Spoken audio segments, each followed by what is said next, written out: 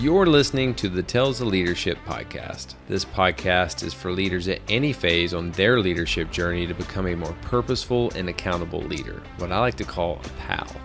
Join me on our journey together towards transformational leadership. All right, team, welcome back to the Tales of Leadership podcast. I am your host, Josh McMillian, an active duty Army officer and the founder of McMillian Leadership Coaching, and I'm on a mission to create a better leader, what I like to call a purposeful, accountable leader or a PAL. And my vision is to impact 1 million lives in the military and civilian workforce in the next 10 years by promoting transformational stories and skills.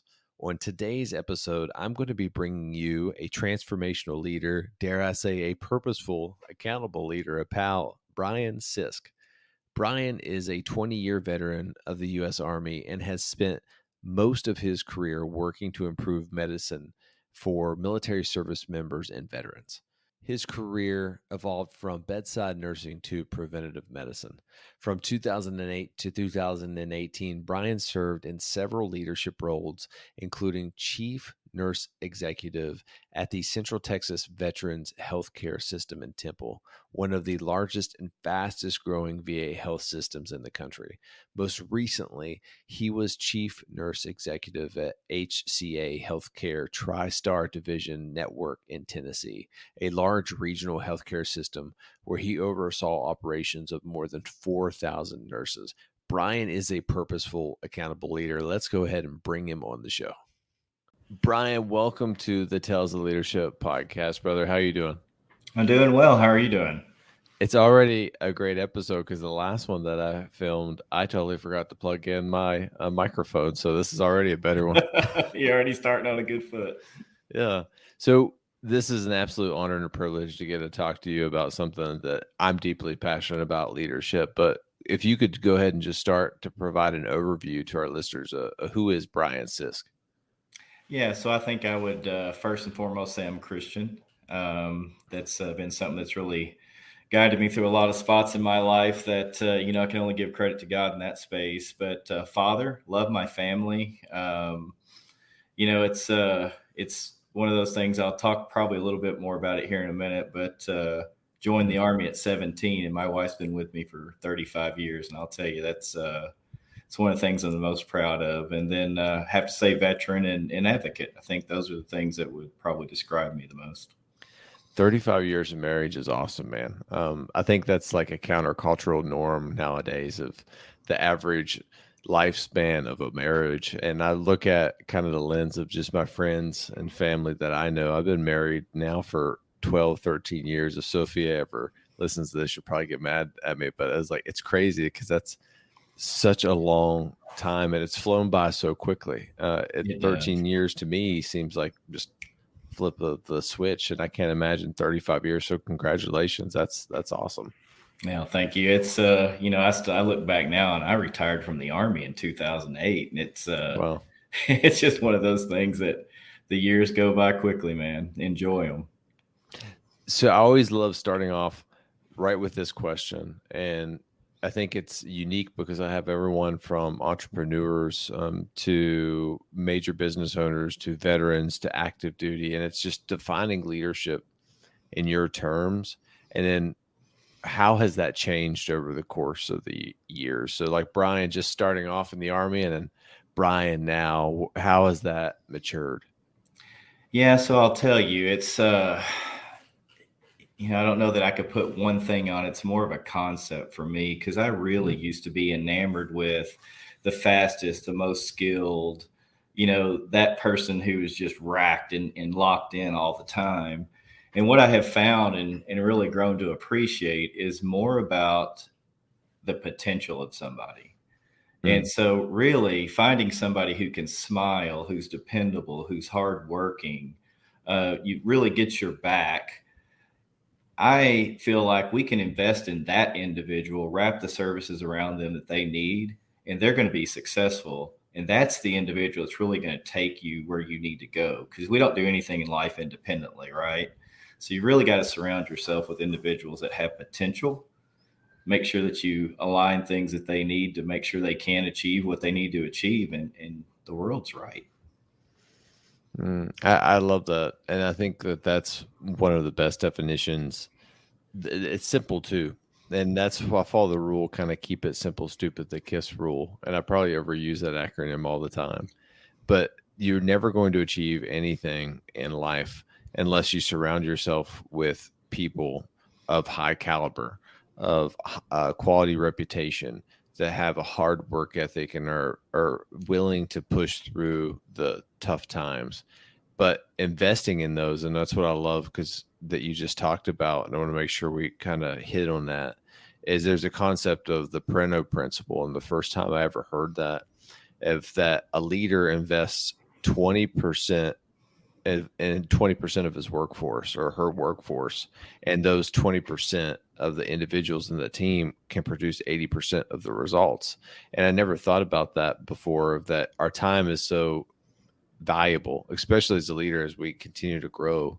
And the more time that we can invest in those that have the best chances of meeting the most potential of themselves and within the organization, can create a ripple effect in the organization, that that individual is now a coach and a mentor for other people. So you're replicating yourself. And to me, that is a powerful lesson that I had learned. So that is a beautiful definition. I thank you for sharing that. Yeah, it really is a logarithmic relationship, right? Because if you invest in somebody and then they invest in somebody, before long, you have like influenced, a large number of people.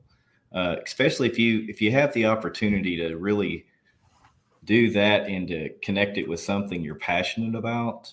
And it doesn't have to be, I mean, I'm not saying everybody has to go to work and love everything they do, right? But there's always an opportunity to find something every day that you're passionate about. And if you can find people and link them that way, sky's the limit.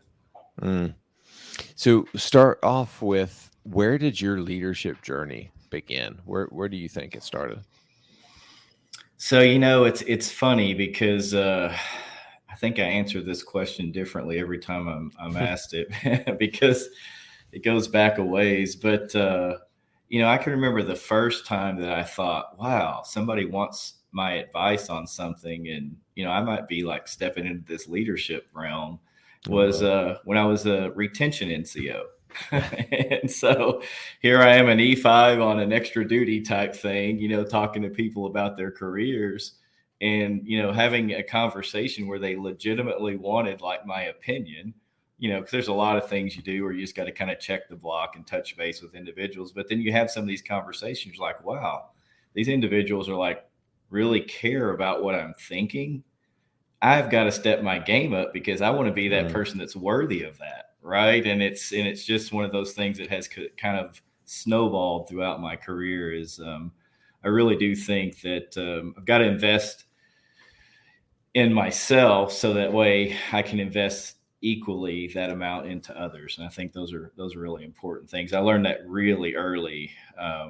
Had an amazing individual when I took that retention NCO, because you tend to spend more time with your company commander in that job. So yeah, that's probably when that was. And, that's probably 30 plus years ago at this point. So wow, it's been a bit. So a retention NCO, for anyone who's listening, could you kind of just quickly define the importance of that role within like a battalion or a brigade? Oh yeah. So I didn't know what I was getting into, to be honest with you. It's one of those things, they tap you on the shoulder. It's like, oh, you're going to be the retention. It's like when they told me that I was going to be the unit movement officer or the UMO, I was like, oh, that sounds fun, until I figured out what it involved. It's not fun. It's a lot of hours. But yeah, it's just the individual. So at the time, anybody who was coming into their window where they could get out of the military, it's really sitting down with them, making sure they understood the benefits of staying in, having some conversations about, if you wanted to change jobs, what were those options, what jobs were open, and could, you kind of match them with the opportunities they were looking for. Yeah, it's beautiful. And I know a lot of the times that maybe someone doesn't have a military background. I'm trying to get better at that when I say an acronym or something pops up that's just not common, to kind of define that, so understand what we're talking about. So what drove you to being in healthcare and healthcare profession? What drove you to want to join the Army and serve in that capacity before working for nonprofit and for-profit companies? Yeah, so probably not the most inspiring story, to be honest with you. So I grew up in construction. My dad owned an Mm. electrical contracting company. I could probably wire a house independently by the age of 14. Oh, wow. Spent a lot of time on the job with my dad. And one day my dad took me aside and he said, "Hey, I don't want you working with your hands your whole life. You've got to go Mm. find something that you can do that is not working with your hands." And that was a little bit foreign to me, right? I mean, my whole family was in construction. It's good living, right? I mean, love that. Love my group, my family. They do great things. But I didn't really know what to think of that, to be honest with you, Mm. because I didn't want to go to college. Didn't know what I wanted to do. And so took the ASVAB at school, scored well, had a recruiter call me up one night and said, "Hey, you want to be a Russian linguist?" I Oh, said, wow. "Sure, let's do that." Told my dad, "Hey, listen to your advice. I'm going to join the army and be a Russian linguist. Oh, and I'm getting married here. And since I'm 17, can you sign the paperwork so I can join?" Mm. Um, but yeah, have it. I can imagine now one of my kids coming to me saying that. How at that time I didn't appreciate that discussion, but I certainly do now. But that did not go well. Um, I am told that I have this Southern accent, um, but there was just some syllables that I just could not. I couldn't get past the oral part because every Friday you tested, on your Mm. module that you learned, and so it came to the point where they offered me two jobs or to get out. One was an electrician, so imagine that. I scored high in that in the ASVAB. The other was computer programming. And back then, not everybody had a computer. I don't even know that. I mean, I'd seen a few computers, and so I'm like, I'll do that. But what that taught me is I was going to go into another job and I was not going to fail my wife or my family. And I was going to go into this thing and be the hardest worker there. And I needed to be, because when I got there, total fish out of water. And I struggled. But I stayed late in the pit, early to the pit, and did everything I could to make sure that I Mm. was doing the right thing. And I tell individuals quite often, I failed so much that the NCOs that were there, I mean, I was working so hard. They were really pulling with me. I mean, in your advanced training, that's not always the case, right? But really developed this support network. And when it came time to graduate, the part of graduation was you had this about a half a day test that you had to go through. And I did it in about 45 minutes Oh, wow. because I had seen everything in every error that could be done. I had done them like 15 times.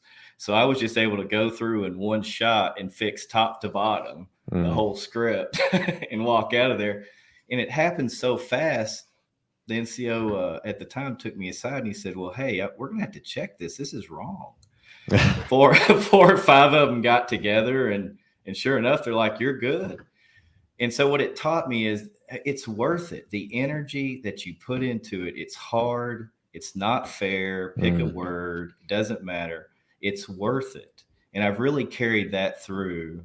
I mean, it's been one of those things that I'm always striving to be the hardest worker in the room. I love that story, and in kind of a similar same vein.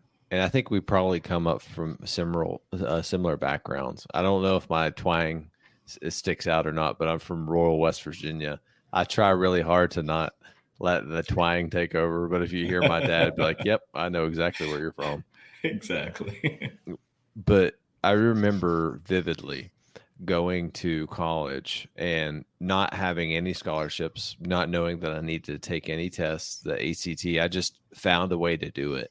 And when I was at college, there was called the Oasis payments. It was basically an installment for the first semester to go there. And then I found creative ways to pay for school, like an RA, join the National Guard. But that first semester, I'll never forget. And my dad just went through a divorce at this time.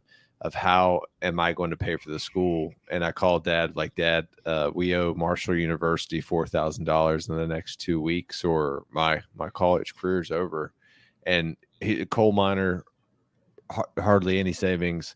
He found a way to pay for my school. And at that moment in time, school was always just a luxury to me at that point until that moment happened. And then he told me, son, is like, hey, I'm investing in you.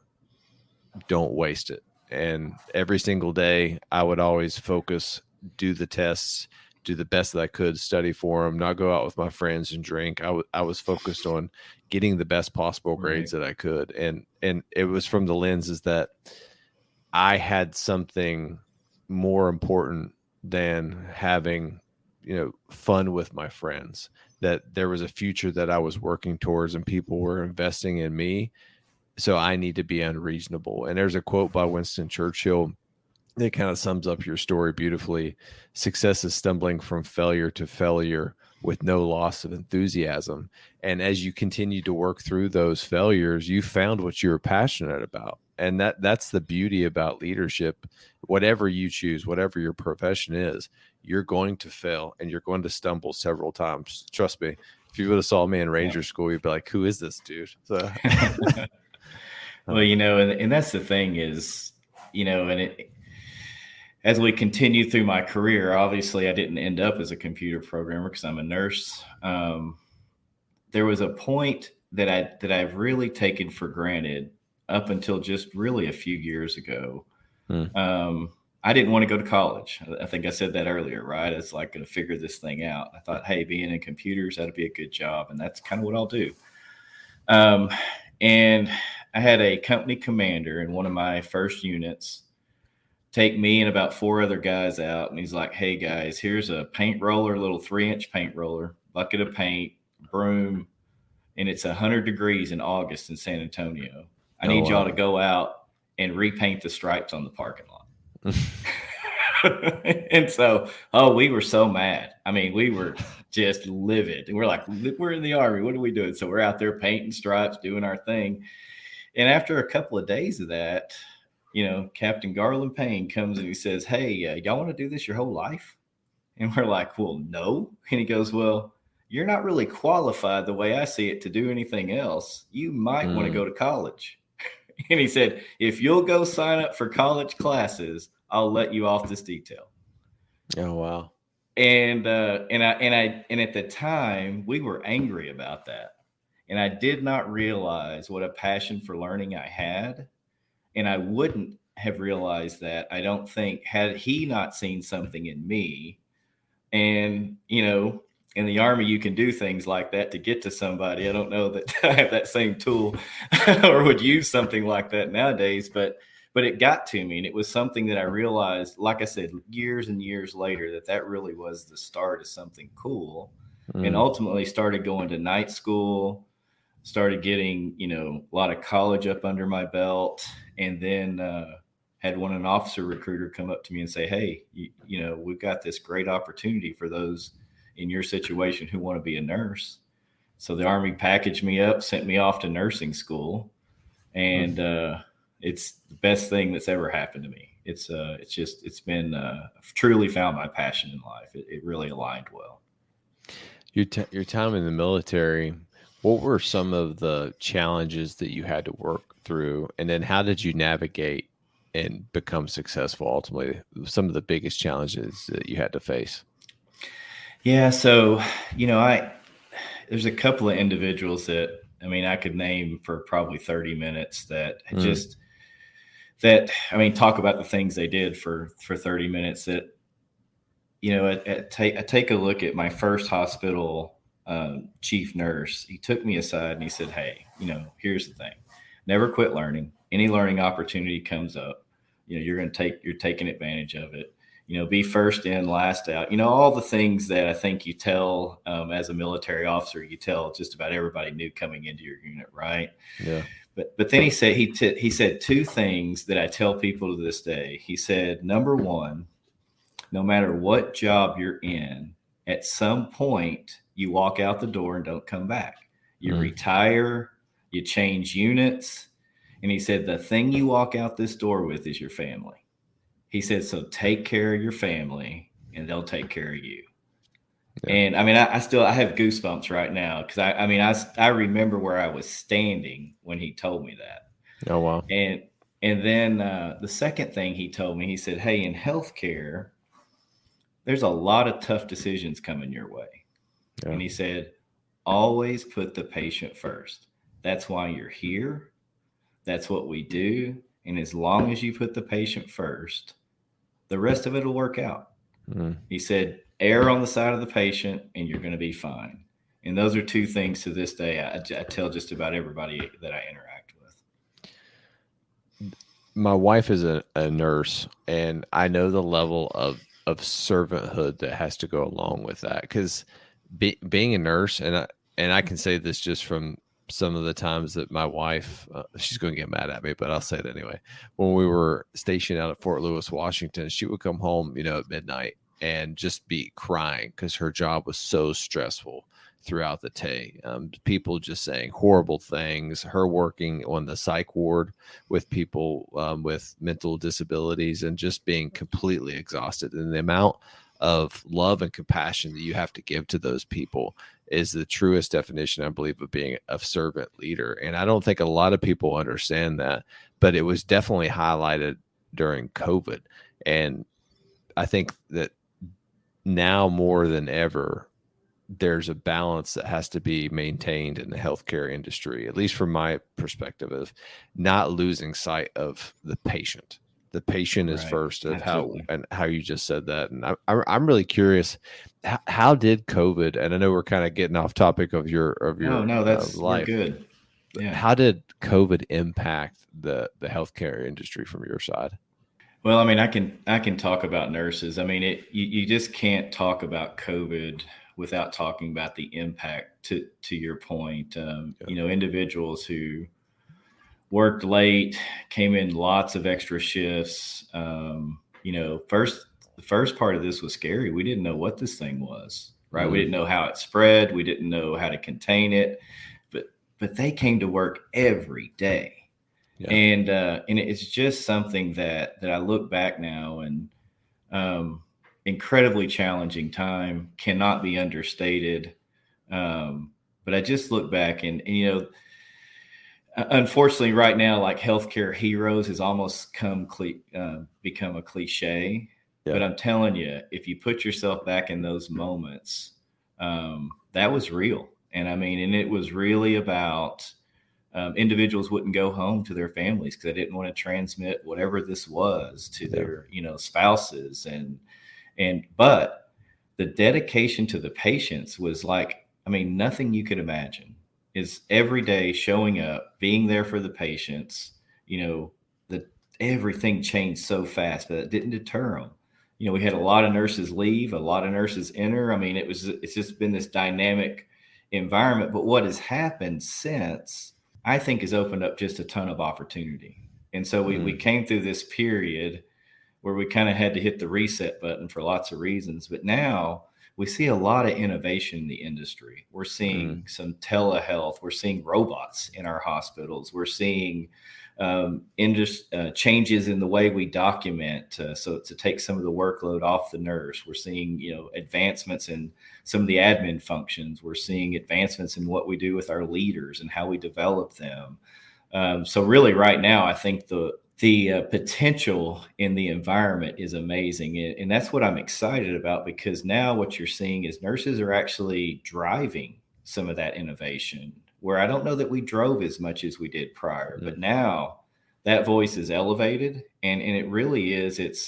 And I tell everybody this all the time, I don't have any good ideas, but there's 12,000 individuals out there that have a lot of great ideas. And so we just got to listen to them and really harvest those things and figure out how to make it happen. Right. So, all right, team, let's take a quick break from this podcast. And I want to personally invite you to our private Facebook community that I call Purposeful Accountable Leaders, or PALS. And PALS is a community dedicated to inspiring and developing servant leaders by sharing transformational stories and skills, exactly what Tales of Leadership is all about. My goal is to build a community of like-minded leaders that can share lessons learned, ask questions, and celebrate wins when it happens. And my mission in life is clear. I will end toxic leadership by sharing transformational stories and skills, and you will find countless transformational leaders in this group. Many of them I have had the honor to serve with in the military. If you want to find a community that can help you grow both personally and professionally, we would love to have you. You can simply search Purposeful Accountable Leaders on Facebook or click the Leadership Resources tab in the show notes to join. I am looking forward to seeing you guys and continuing to grow together on our leadership journey. Back to the podcast.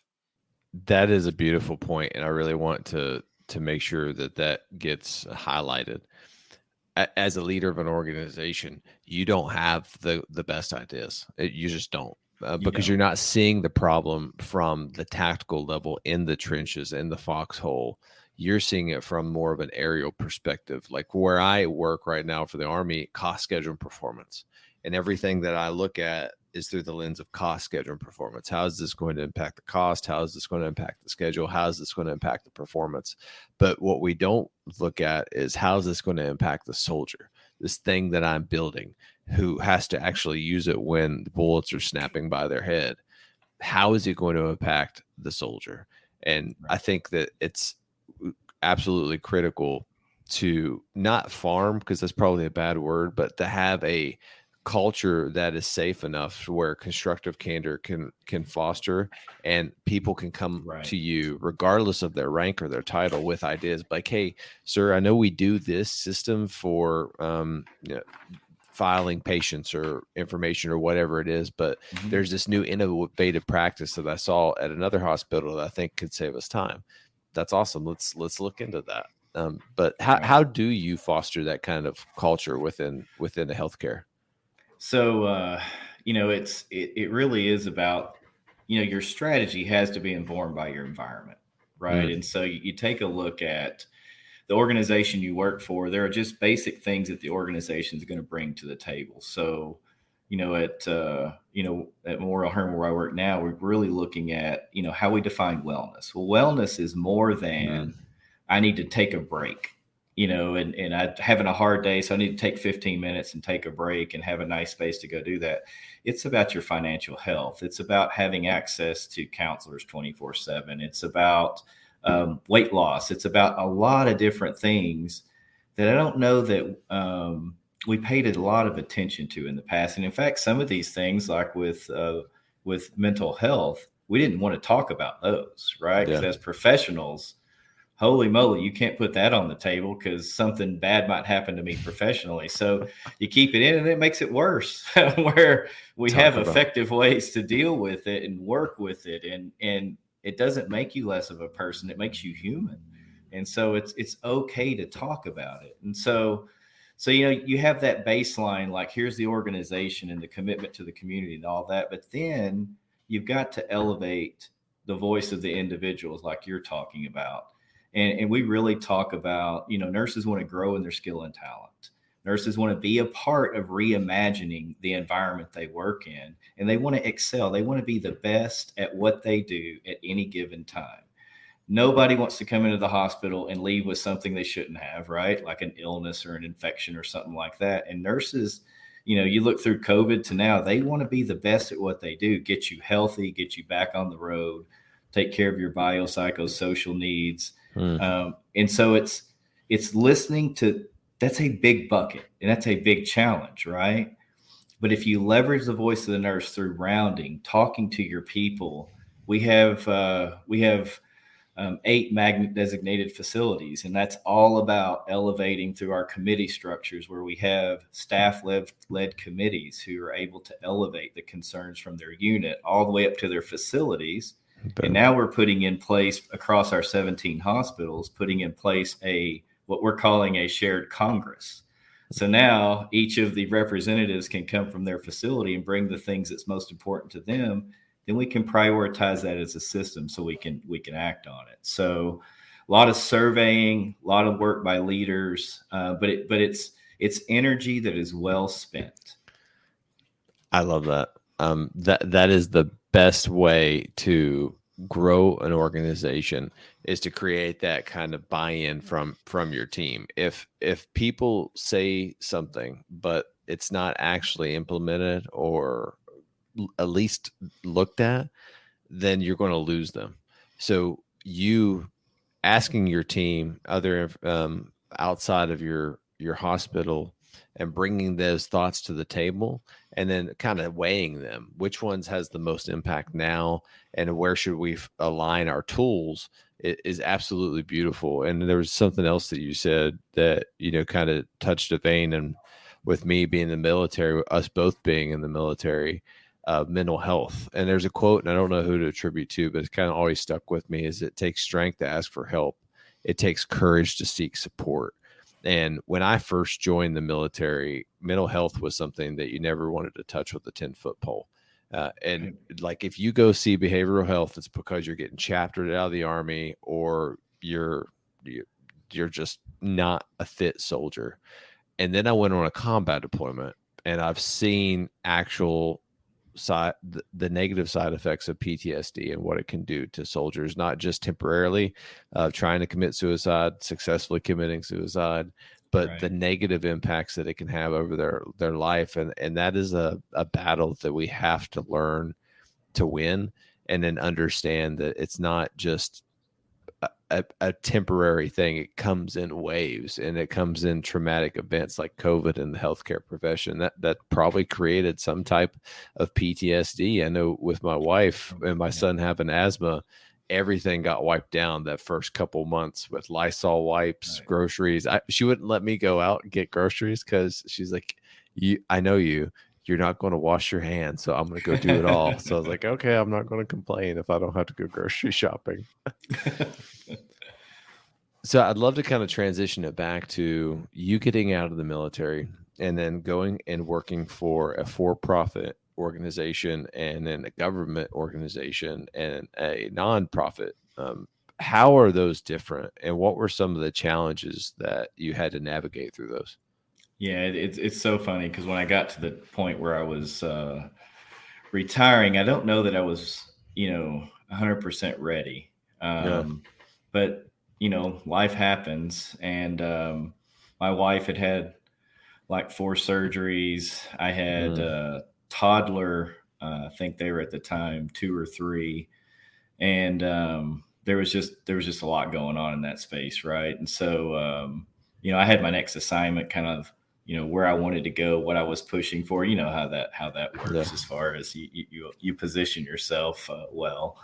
And it just really came down to a lot of soul searching. And so it did go ahead and exit, but I wanted to stay connected to veterans and soldiers in any way I could. So I transitioned to the VA. And so I was with the VA for 10 years, started off in the ambulatory care footprint, went to the CNO, ACNO, or ACNO, CNO in that system, and absolutely loved it. I mean, I've got nothing but great things to say about that healthcare delivery system. Don't believe everything you hear in the press. I'm telling you firsthand. But then opportunity came to go to HCA and spent 4 years there, went to their corporate office and went to a division nursing leadership role. Had hospitals in 3 different states there. And, lo and behold, a position that I didn't even see coming in, ever opened up at Memorial Hermann for the same role, but here in Texas and with an organization that I knew their reputation well. When I was in the VA, I was just 2 hours up north here. So when that position came open, and it's probably the only thing that could have dynamited me out of where I was. And, Lord took care of me and opened the doors for me. It's been a great fit. I just love the mission of what we do. We invest hundreds of millions of dollars back into the community. We're looking at how do we open doors for individuals who want healthcare as a career? How do we provide care in school-based health clinics that it just comes right out of our core dollars? It's really a mission that I have been so happy to be a part of and help to grow that mission. And that's one of those things I'm very passionate about.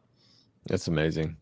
So one thing you've talked about And I don't understand it from the lens of that. I haven't walked through those steps yet, but kind of working in VA hospitals, and you always look on the news that everything's so bad with that healthcare system. What, from your standpoint, are the challenges? And then with a brand new service member just getting out, what advice would you give them to kind of navigate the VA system? Yeah, so I tell everybody, you really should take advantage of your VA benefits. Mm, It's they have an amazing prescription benefits. If you have anything service connected, that's not out of your pocket. And then if you ever need long term care, there's just nothing. It's nothing that comes close to that. So now, in all fairness, it is a little bit harder to navigate than going into a yeah. system. So you have to learn how to work with the system, and you have to be patient in that aspect. But once you kind of get in with the provider, which can be a challenge, but once you get into a provider, you maintain your appointments. At that point, it gets a lot easier to navigate. Mm. Yeah, that's one thing that I guess I'm not looking forward to when I retire, but that is great advice. So you talked about kind of mission alignment in the healthcare, and that's one reason that you went down the path you did for the nonprofit and the profit companies. How is that so critical within the organization that you're currently working for? Yeah, so it's one of those things where you really get to a point in your career where you can kind of really choose what you want to do at that point. Mm, And when this opportunity came up, it's a couple of things. I have the privilege of working with just some amazing chief nurse officers, some CEOs that are just out of this world, and our company leadership from our president to our COO, just really dedicated to how do we invest in the communities that we live in? mm, What are the things that we can do to remove barriers? Because if you stop and think about, I don't know if we're the largest, if we're not the largest, we're one of the largest employers in Houston. And so if you think of the potential that we have, we want to drive, we want to be the ones that are resetting the norms as far as, how do I get out of high school and get into a healthcare as a career? How do I walk out of a high school and say, I want to get a job in that big building when I don't even know what those jobs are? And yeah. so, how do we work within our communities and our high schools and those who are wanting second careers? How do we remove barriers to employment? Then, how do we pay for their school so they can achieve? I tell everybody, I want everybody to be a nurse right now. We need lots of them. But Yeah. if you choose not to, we're okay with that too. I'd be remiss as a chief nurse if I didn't say that, right? Yeah. But we do need lots of specialties. It's not just all about nursing. But yeah, it really is about, and we're doing it. I mean, we're partnering with community colleges, high schools, four-year universities. We're looking at how do you get credit while you're at work? So I can be at work and going to school at the same time. I can park in one parking place and go to school and work. And so we're delivering on those things, and that's what I find incredibly exciting. And we got amazing leaders who rally around that. And we want to give somebody more than a living wage so they can return to their communities, and that ultimately impacts their community on a level that you just can't do if you don't invest like that. I love that model, and I don't think I've had anyone on my show that's kind of that talks about that. Being in Huntsville right now, and I see it all the time because this is the home of NASA, missiles in space, PEO aviation, all these really cool STEM related programs. And those programs like BAE, Lockheed Martin, what they do is they grow talent with STEM backgrounds in all the way from grade school in this area and build that and foster it to the point where they'll pay for their school, and then they already have a job when they're lined up, and then it continues to kind of invest back into the community. But I think that is one of the key essential elements. We always talk about taking care of our people, but we forget to look at the whole person holistically. Well, taking care of your hospital, taking care of your people means taking care of your community. And if you want to take care of your community, then you have to be able to give them the resources and the tools. And I love how you talked about removing the barriers. So people who maybe did not have the best upbringing or the most resources can go pursue the things that they're passionate about. Because I've often seen that some of the most passionate leaders in my life had some of the hardest upbringings and childhoods. And I'll share this story with you, is that when I took over my platoon in Afghanistan, they deployed with 44, but there were only 28 soldiers when I actually took over due to some issues, combat loss. We needed actual soldiers to operate. The 3 soldiers who volunteered to come to our platoon, which was still basically getting in firefights almost every single day, did it because they wanted to get away from their platoon and get a fresh start. And those platoons were excited to get rid of those people. They were the best soldiers that I had in the platoon, hands down, because I told them, like, all I need to know about you is that you volunteered to come here knowing how dangerous this work is. And I gave them a chance and they shined. So that's amazing. Thank you for that. Yeah, it really is. It's something that, you know, not everybody's cut out of coming out of high school. I wasn't. I have a incredibly non-traditional, all the way through my doctorate degree. I did almost all of it night school. And so that's crazy. That's incredible. And so I look back and I think, you know, there's a couple of points in my career. We talked about a few of them where somebody really invested in me, and to your point, believed in me, gave me options. And then, I mean, you can go anywhere you want to go. I mean, especially when somebody believes in you, right? And so it really is. So it's bigger than just aligning the opportunity, because a challenge we have in healthcare that we're working to address is it is really hard to have an 18-year-old walk on a healthcare unit and then be independent. Right. And so that's a unique challenge. So you've got to think about your environment a little bit differently than, hey, here's your first day of work, you know, charge on. So how do we develop some training courses and mentors? And you really have to, you got to take a side and say, hey, you know, you can't talk like that at work. And it's amazing to me how some individuals have never had somebody in their lives just say that and just take them under their wing and say, hey, here's what we got to do. You know, in the military, you get that. You get here's how you dress, here's how you walk, here's how you, but it's a unique environment, right? That doesn't exist outside of somebody in your family who cares about you saying, hey, brush your hair, right? And we're losing that, I think. And so that's where I think that we have the opportunity in all professions to really think about what we're doing a little bit differently. Because what we do know now, we have work shortages everywhere, right? Yeah. And so we can't do the same thing we're doing now and just do it better. That doesn't even make any sense. All right, team, let's take a quick break from this episode. And I want to share a leadership resource with you, and that is the Resiliency-Based Leadership Program. RBLP's vision is to create a worldwide community of practice committed to building and leading resilient teams. So why do you need to build and lead a resilient team? Resilient teams are the key to individual and organizational growth, regardless of being in the military or in the civilian workforce. Building collective teams allows for exponential growth and the team's ability to overcome adversity, adapt, and most importantly, grow. And then bottom line up front, resilient teams are just stronger together. And here's a fact.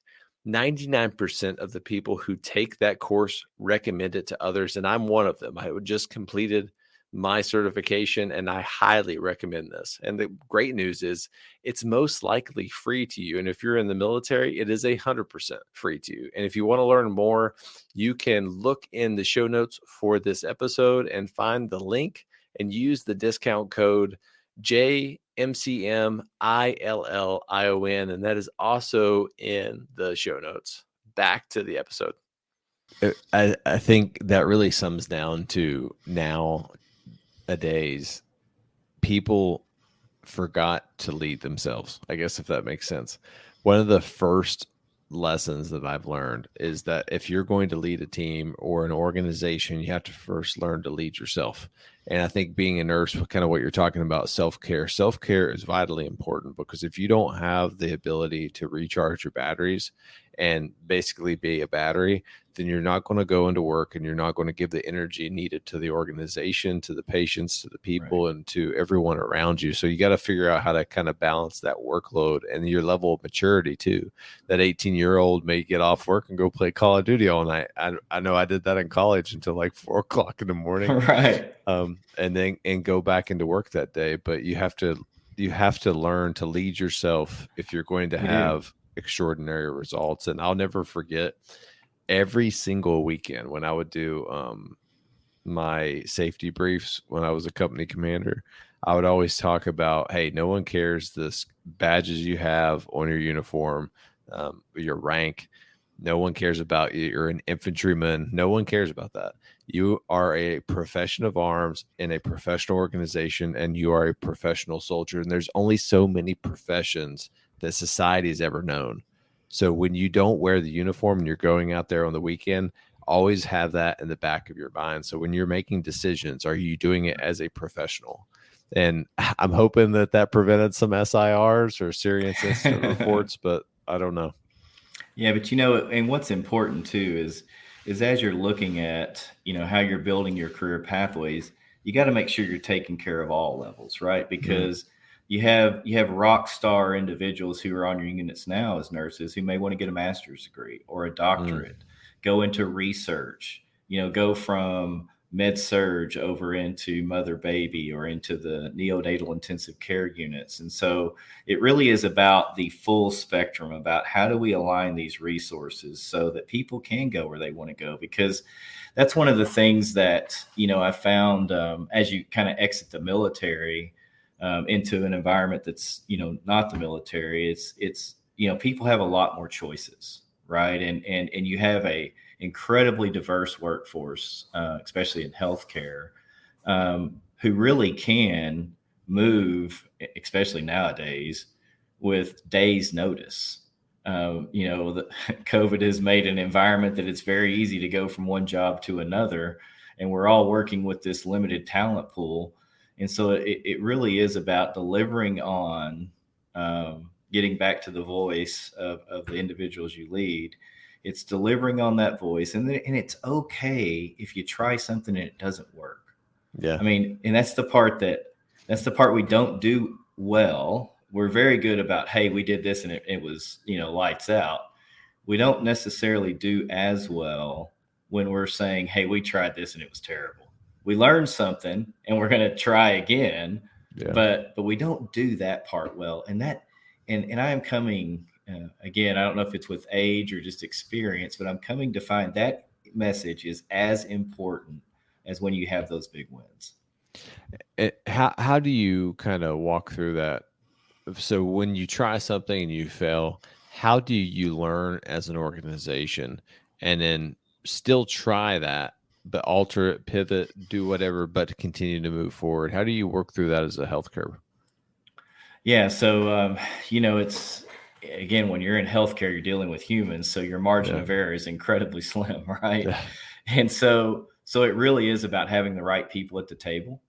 And so having your multiple disciplines, looking at, if we're looking at a practice change or a policy or a new piece of equipment, making sure that you have the individuals that really know what they're doing at the table. And you've got to encourage them to speak up, right? I mean, it's like, hey, we're here to do the right thing. We don't want to hurt somebody. So how do we do whatever it is we're going to do it in the safest manner possible? And what are those key milestones that we've got to hit to make sure that we are doing?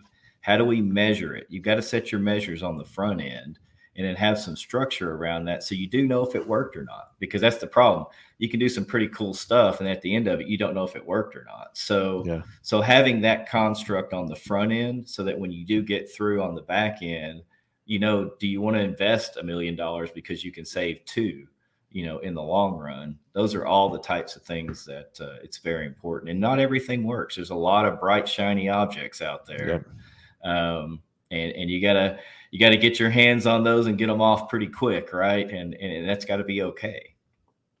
Yeah, and in the military, we always go through the after action review process. So what were we supposed to do? What did we do? And then how can we improve?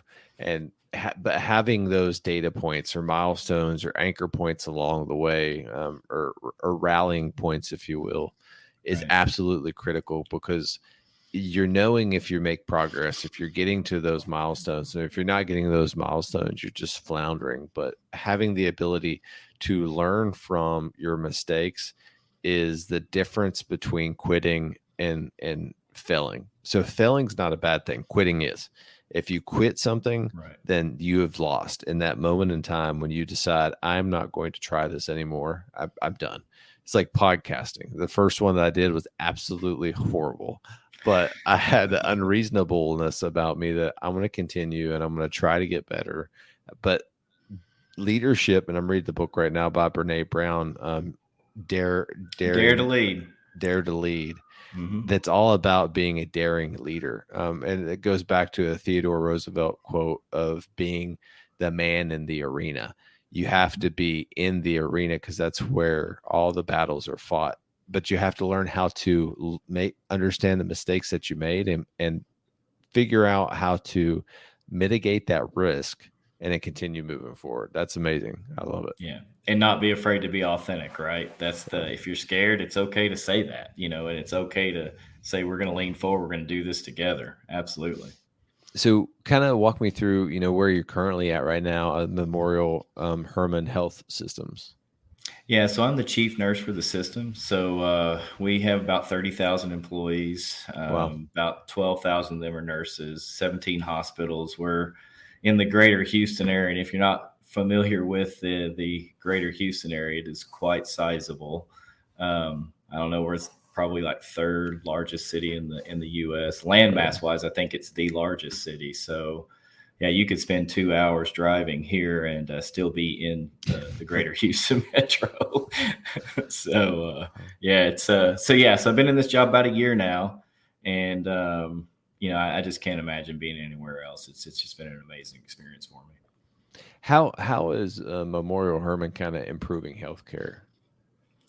So in lots of ways, we are actually taking on the value equation, which you hear a lot about value in healthcare and the expense of healthcare, and we are actively taking a look at how do we do things to make healthcare more accessible, less expensive, safer, more efficient. Really taking on that value proposition, and looking at how do we interact differently with payers. So hopefully that helps your premiums come down as we solve some of these issues, and really taking that on, and also working on being leaders in quality in just about all aspects.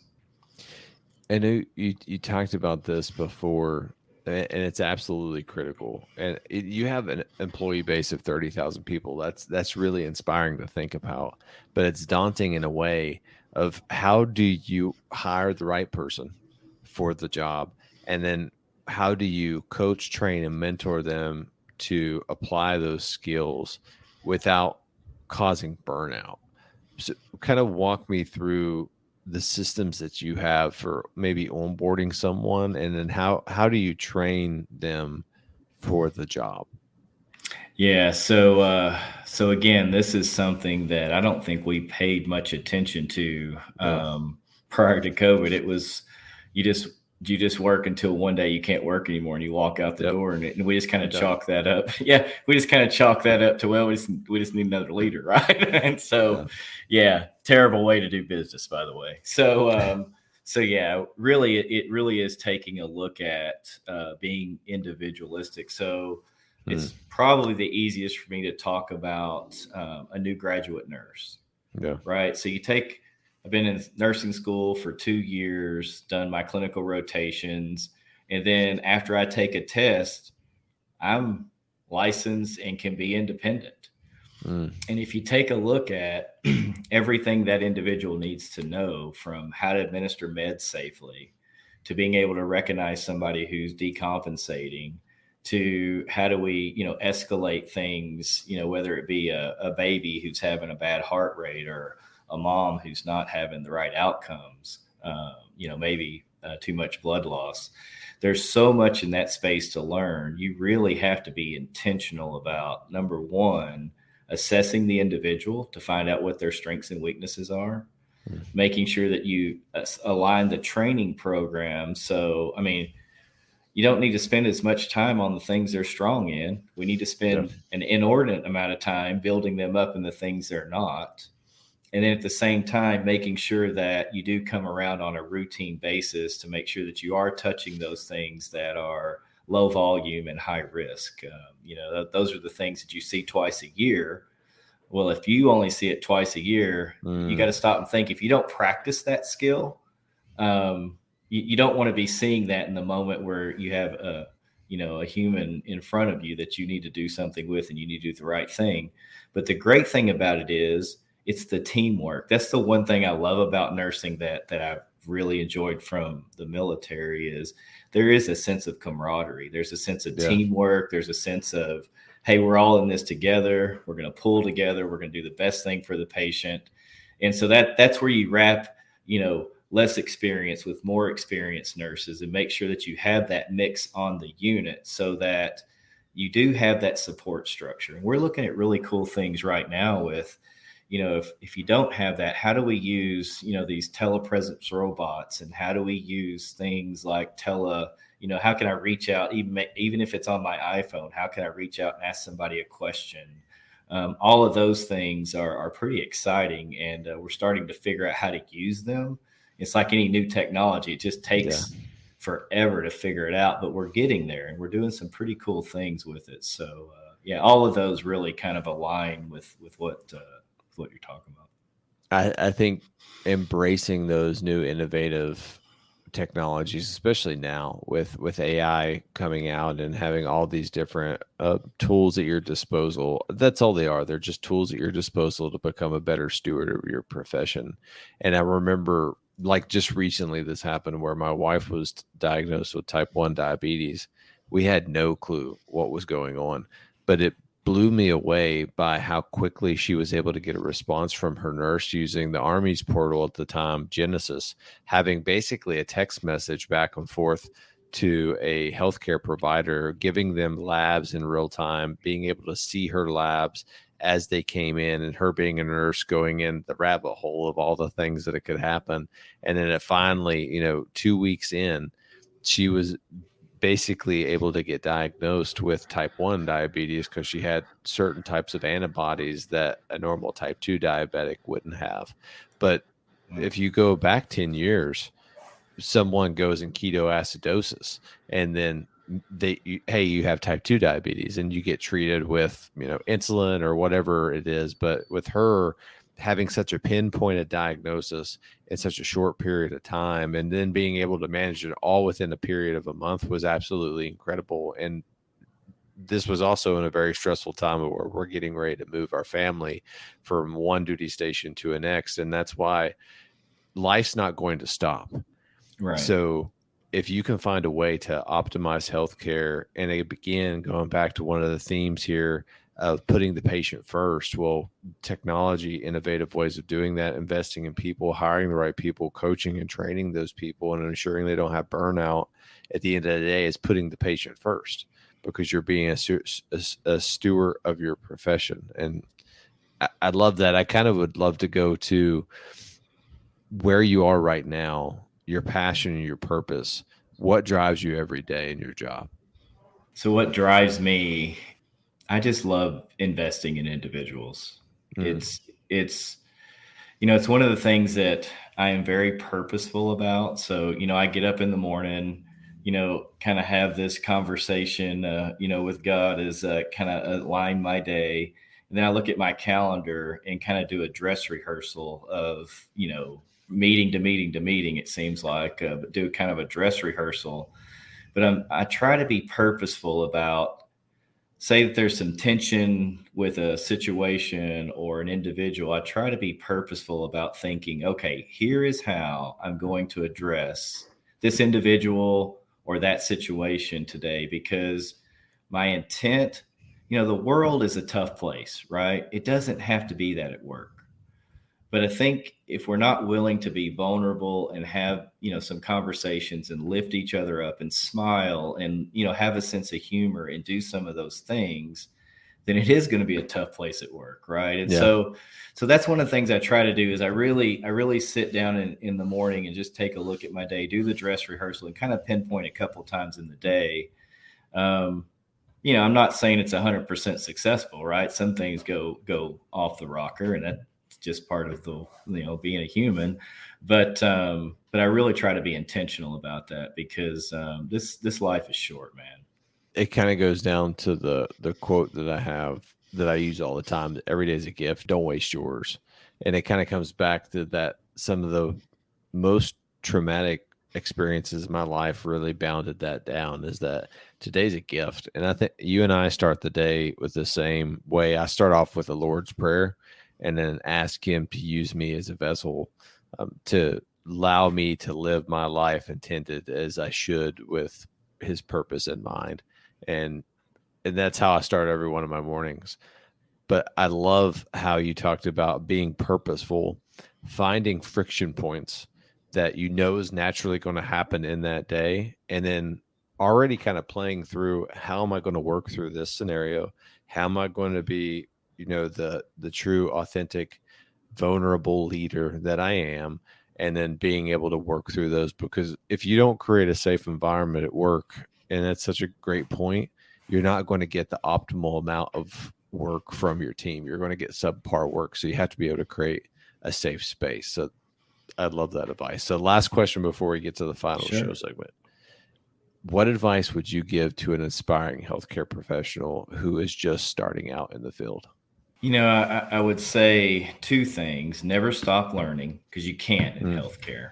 I mean, it is one of those things that I find exhilarating because it does change all the time. The demands change, and as you change levels of leadership, there's also opportunity there. So never stop learning, and that's the investment of yourself piece. And then the second thing I would say is just don't take yourself so seriously. I mean, I Yeah. wish I'd have figured that out so much younger.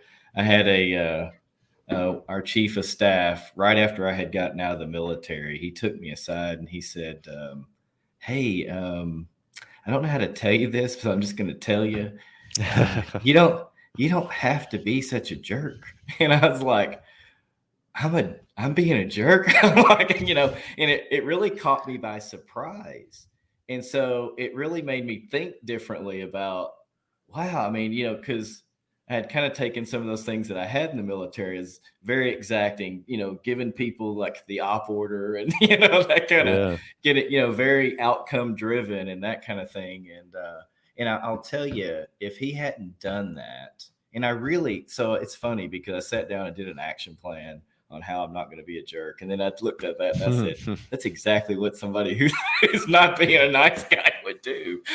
And so I've really had to put a lot of energy into listening to feedback from those around me. And I really cherish those who are willing to take me aside and say, hey, did you ever stop and think about how that was perceived? There's a book, it's called The Last Lecture. I believe his last name is Posh, who wrote it. And it's in it. Then there's a part in it where he talks about you have to have a Dutch uncle in your life. And I didn't even know what that was till I read the book. But it's somebody who's not afraid to hurt your feelings. They're just going to tell you the truth and not worry about that because they love you. I mean, they're giving you the truth because they want you to be better. And so, yeah, just don't take yourself so serious. Invest in those around you, and you're going to be fine.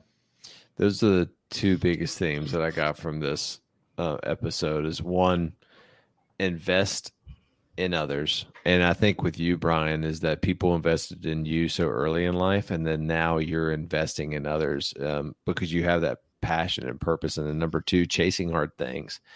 Throughout this whole episode, what I've seen is a theme of you continuously pushing yourself and growing and growing and growing and growing. And as it so, you gain more responsibility and more influence, but you continue to be a servant leader at heart, which is absolutely amazing and inspiring. To me, that is the definition of leadership: to inspire people to do more, become more. And you are doing that. It's time for our final show segment that I like to call the Killer Bees. These are the same 4 questions that I ask every guest on the Tales of Leadership podcast. Be brief, be brilliant, be present, and be gone. Question 1. What do you believe separates a great leader from an extraordinary leader? The one who's willing to shield those that he leads from the heat. I love that. Question 2. What is one resource that you could recommend to our listeners? So, it's just interesting. We did like our favorite books, Lincoln on Leadership, and that Brene Brown book, Dare to Lead. Yeah. And the last lecture, and Make Your Bed. Can't leave Make Your Bed off. Yep, that all great books.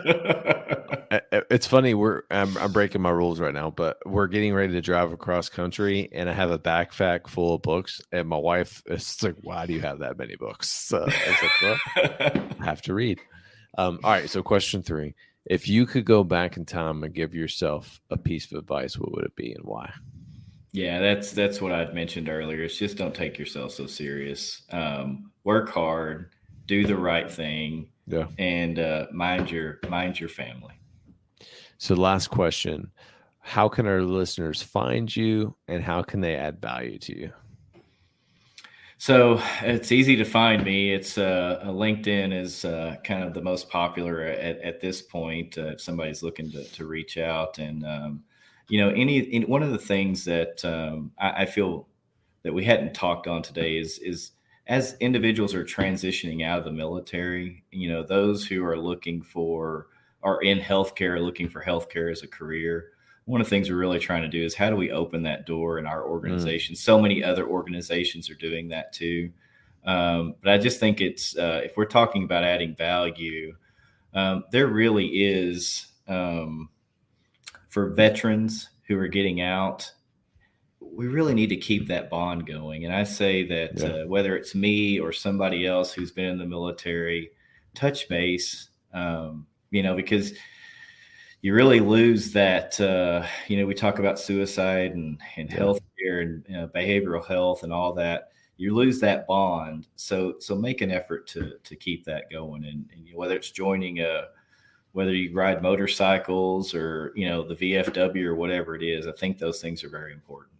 Yeah, I think you're spot on. I believe that people get out of the military and they lose that sense of fulfillment. And then that's when the darkness kind of creeps in. So It does. That's absolutely amazing. Bryan, this has been one of my favorite episodes. And I was telling you before, I'm not going to be able to record another episode until September. So I think it's going to hold me over until then. But thank you so much for being intentional with me for the past hour, talking about something that I love, which is leadership, and continue to be an inspiring leader, being a purposeful, accountable leader. And thank you for everything that you do. Hey, thank you for what you're doing, Josh. It's pretty amazing you're able to hold down, being active duty and do something like this. And it's that is adding value. So thank you so much. I appreciate it, brother. Have a great night. All right, team, it's time for our after action review. That was a great episode with Bryan.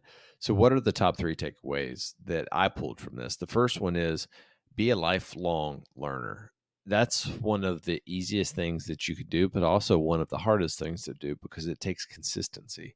It doesn't matter if you go get a bachelor's degree, a master's degree, or a doctorate degree like Bryan has. It just means pushing yourself every single day outside of your comfort zone, learning one thing every single day. That's 365 things in a year, and it becomes powerful because you begin to compound upon each other. And I started that journey really 2 years ago of learning all these different self-help habits to get me out of a rut that I had. And after reading all these books, I started identifying themes. I started applying to my life. And then boom, before you know it, I was able to turn my life around and actually pursue something that I'm passionate and purposeful for. And it all comes down to being a lifelong learner. That is one of the tenets of being a transformational leader or a purposeful, accountable leader, of having the ability to understand life is a journey. Leadership is a journey. You're never going to know everything, but while you have air in your lungs, continue to grow yourself. The second key takeaway that I have is you need ideas from your team. And this is something that we talk about all the time. And hey, if you've listened to most of my episodes, some of these AAR tips and some of the things that I say are repetitive. That is perfectly okay, because what I've started to notice over time is a lot of the trends from purposeful, accountable leaders that I've had the honor to interview are repeating themes. And that is something that you would want to emulate in your leadership philosophy or style. And one of which is being able to pull ideas from your team. And in order to do that, it starts with the culture of your organization. Do you have a safe environment that allows anyone on your team, regardless of rank, position, or title, to come to you and give you ideas? If they see a problem, are they being quiet, or are they coming to you with potential solutions? And as a leader, regardless of what profession you find yourself in, you have to create that type of environment. And then the last one is, and I've never heard this before, but I love it: low volume, high risk. Find the things that you do not do very frequently throughout the year that are very high risk, and train on those every single day. And a perfect example of this is in combat arms. We do, live fire exercises of where we're actually going through and we're clearing rooms, or we're clearing a trench, or whatever have you, whatever the scenario is. That is something that you don't do every day. I've been an infantryman. I've been in the Army now for almost 16 years, probably 16 years. I'm horrible at math, but that's beside the point. I've only been to combat for 9 months out of those times. And out of that time, maybe eight to 10, maybe more, I've actually been able to go combat and do my job. It's very low volume, extremely high risk. So we always have to train for that to make sure we're proficient and we're competent. So when it is time to execute, we can execute. Hey guys, do me a favor. If you like this podcast, if you enjoy the content that I'm providing you guys, make sure you subscribe. Make sure you share this podcast with someone who is just starting out on their leadership journey or is a leader. Write a review. Go to McMillionLeadershipCoaching.com, read some of the blogs that I have written, and leave me some comments. Let me know how I'm doing and what content I can provide to you to continue to help you on your leadership journey. And then one of the most important things that you can do is make sure you support this podcast. You can go to my podcast link and click support.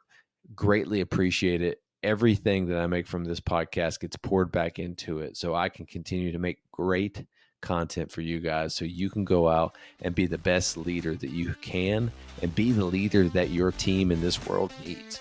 As always, I am your host, Josh McMillian, saying every day is a gift. Don't waste yours. I'll see you next time.